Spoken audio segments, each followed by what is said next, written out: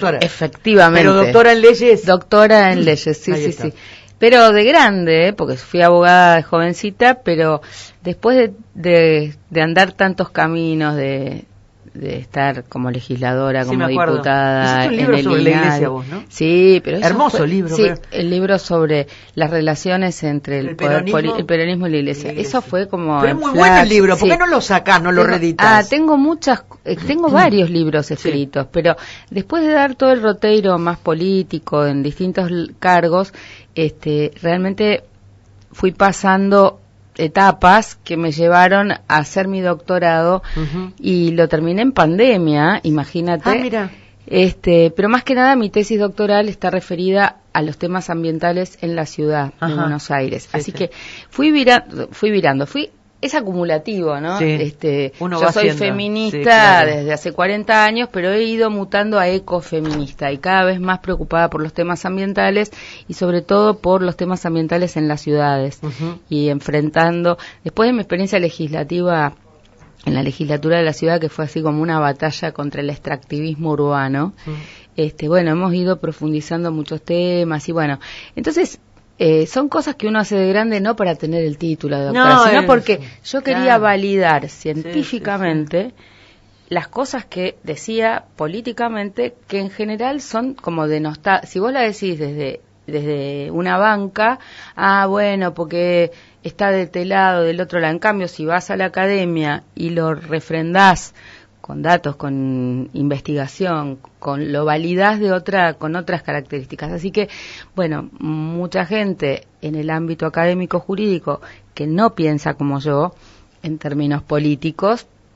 ha debido ratificar la condición de producción teórica que hicimos en ese tema. Así que bueno, sí, soy doctora, orgullosamente doctora y sobre todo especialista en derecho ambiental. Todas estas cosas las fui haciendo después. Está bueno, ¿no? Porque cuando estás en años políticos, que estás ejerciendo un cargo, vos venís con lo opuesto. Son años en los que vos no podés estudiar demasiado. No, claro.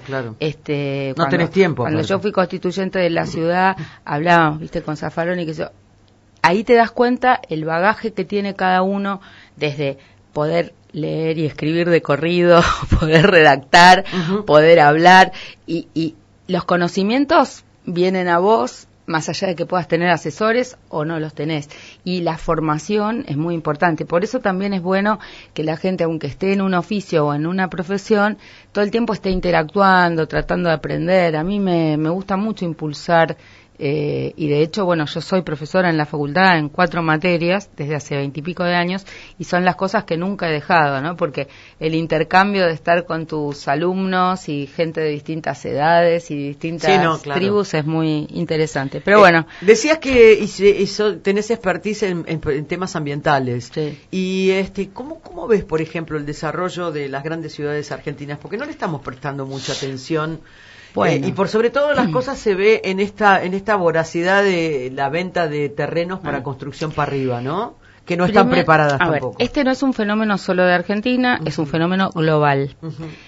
Lo que pasa es que las grandes ciudades con una visión sustentable un poco más seria, no greenwashing, no verde cosmético, que es la lógica argentina, toman recaudos para proteger su patrimonio, su paisaje y para buscar un equilibrio, ¿me entendés? No se trata de una visión hippie de las ciudades, pero sí se trata de una visión armónica con la naturaleza. Yo trabajé mucho el tema de las reservas en las ciudades, trabajé mucho... ¿Reservas qué significaría? Bueno, hay reservas naturales dentro de las ciudades, pero cada vez más el panel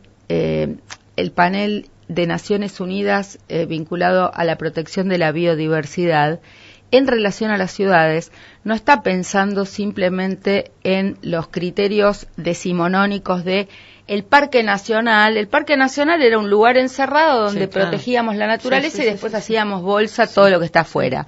Las reservas en las ciudades son espacios de protección de la naturaleza. Pero cada vez más, todos los biólogos, etcétera, de lo que se trata es de generar, por ejemplo, corredores verdes dentro de la propia ciudad, que permiten que aves, abejas, todo lo que permite reproducir la vida y el equilibrio, y sobre todo, por ejemplo, nosotras somos parte, desde la Red de Defensoras del Ambiente y del Buen Vivir, estamos trabajando en la protección del arbolado urbano.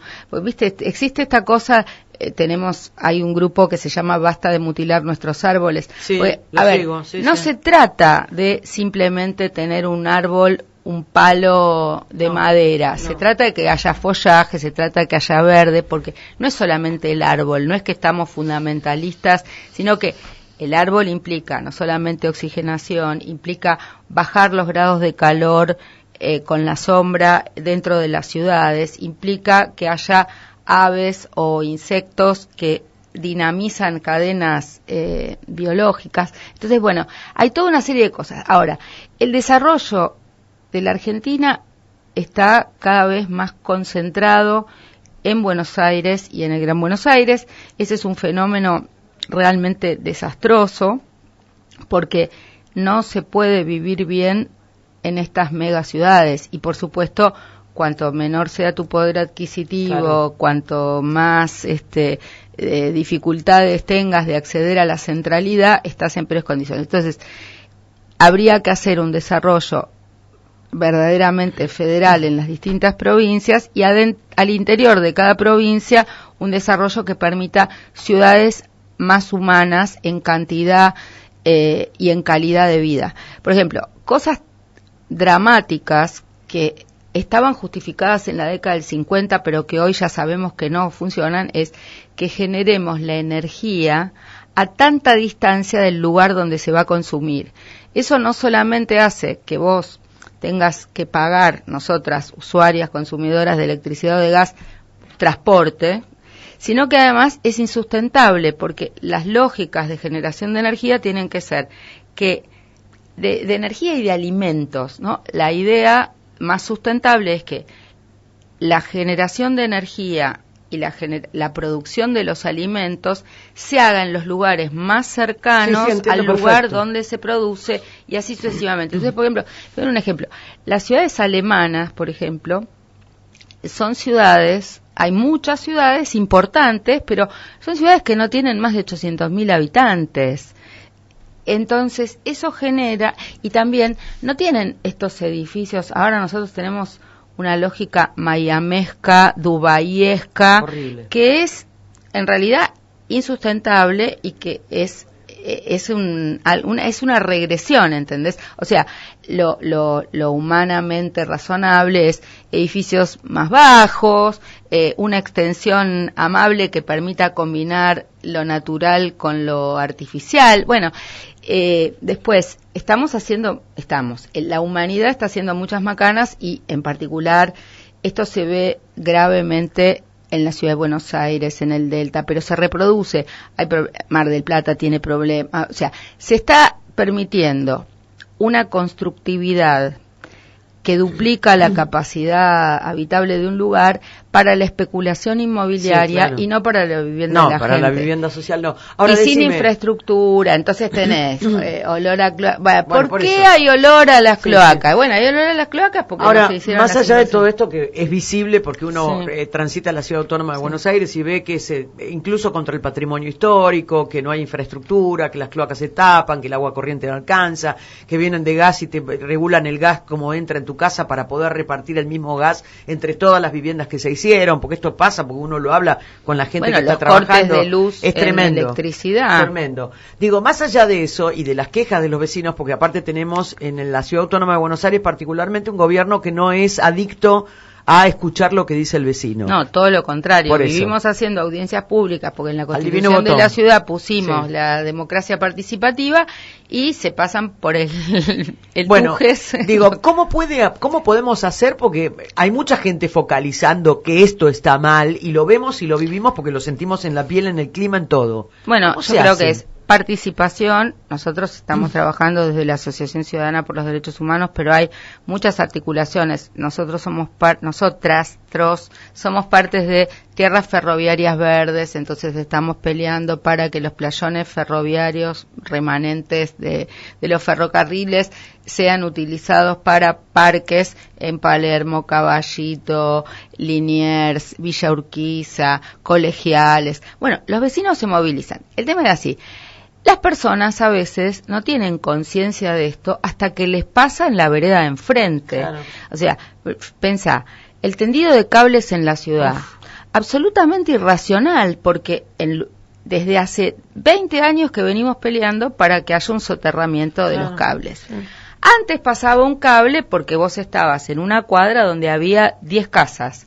Ahora hay 10 edificios y están construyendo... A ver, no hay manzana de Palermo o de Colegiales o de Villa Urquiza o de Caballito donde no haya una o dos obras o tres por manzana, donde había una vivienda familiar, ahora va a haber 5 pisos. Entonces, claro, el tendido de cables, si lo dejás librado a las empresas que no es que nos van a bajar el precio las empresas porque ahora hay más personas que con la misma línea de tendido, no, aumentan los precios, tiran más cables, bueno, los cables, hay obras en construcción que cementan. Lo que pasa es que el gobierno de Larreta, en una proporción geométrica en relación al gobierno de Macri en la ciudad, o sea, yo era crítica del gobierno de Macri, pero el gobierno de Larreta hizo una reforma al Código Urbanístico en el 2018, sí. Cuyos efectos la gente los está viendo recién ahora y por eso se asusta, porque con la pandemia la construcción estuvo bastante frenada, etcétera. Entonces, a vos te pasa que ahora tenés el doble de sombra en tu casa, o una persona que ya estaba en un departamento pequeño que tenía solo un balcón, ahora va a tener una mole enfrente y no va a tener sol en ninguna hora del día. Entonces, han sido reformas que no están pensadas desde el buen vivir en la ciudad, y hay gente que no entiende que hay cosas que con el dinero no se puede comprar. Con el dinero no compras el oxígeno en la ciudad, con el dinero no compras el sol, con el dinero... Entonces, eso, y además es especulación inmobiliaria, porque la cantidad de habitantes en la ciudad no varió desde 1950. Lo que hay es un movimiento, hay gente que ingresa a vivir en la ciudad, hay gente que se va a vivir en la ciudad, pero está más o menos estable, y quedan edificios lujosos vacíos, que también tienen que ver con el lavado de dinero, que también tienen que ver con el dinero en negro, oficinas fastuosas, qué sé yo, y seguimos teniendo los mismos problemas de vivienda precaria para mucha gente que sigue viviendo la vivienda social villa por subsistencia. Bueno, entonces digo, estas son las cosas que habría que encarar. Hay muchas personas que ven estas cosas cosméticas y dicen, qué bueno, una nueva costa. Pero, por ejemplo, te digo cosas. Y lo que me preocupa a veces es que los intendentes del conurbano, algunos, a pesar de ser de otro partido y qué sé yo, a veces creen que está bueno imitar las cosas que hace Larreta en la ciudad. Entonces ponele, en lugar de pensar por qué el río de la Plata está contaminado y cómo se evita la contaminación del río, porque en una época había playa y la gente se bañaba en la playa. Ahora después dijeron, ahí está el río contaminado, y ahora es como un dato dado, irreversible, lo cual es falso, de que hay contaminación. Entonces, ya no hacen más una playa o un acceso al río, lo que hacen es una costanera de cemento con una barrera. Sí, una plaza pintada, una pileta pintada. Bueno, entonces digo, hay que pensar no solo en cómo descontaminar la cuenca Matanza-Riachuelo, que se sigue contaminando. Nuestra ONG es parte del cuerpo colegiado en la causa Mendoza de la Corte. ¿Cómo se llama la ONG, María? Nuestra ONG es la Asociación Ciudadana por los Derechos Humanos. Ahí está. Nosotros, junto con FARN, el CELS, Greenpeace, somos el cuerpo colegiado que la Corte designó para seguir la cuenca Matanza-Riachuelo y el saneamiento. Entonces, ¿por qué sigue el mismo grado de contaminación ambiental de la cuenca Matanza-Riachuelo a pesar de 15 años de fallo y de seguimiento del fallo? Nosotros ad honorem, ¿no?, como ONGs. O sea, laburamos 15 años para que esté igual. En nuestro caso, es indignante como sociedad civil que está monitoreando el proceso. ¿Por qué? Porque los organismos siguen permitiendo que el volcado de sustancias tóxicas siga en estándares que no permiten la regeneración del agua. Claro. ¿Entendés lo que te digo? Sí, y lo mismo está pasando. Pero pará. Yo pregunto, ¿por qué lo hacen? ¿Porque esa empresa le da una platita que le corresponde? ¿Cómo es el tema? Se avanzó muchísimo en todo lo que es cloacas, por ejemplo, todo lo que ha hecho AISA, sí. Más allá de que en distintos periodos hubo distintas administraciones con distintas denuncias, incluso de auditoría por los manejos financieros, pero digo, hay obra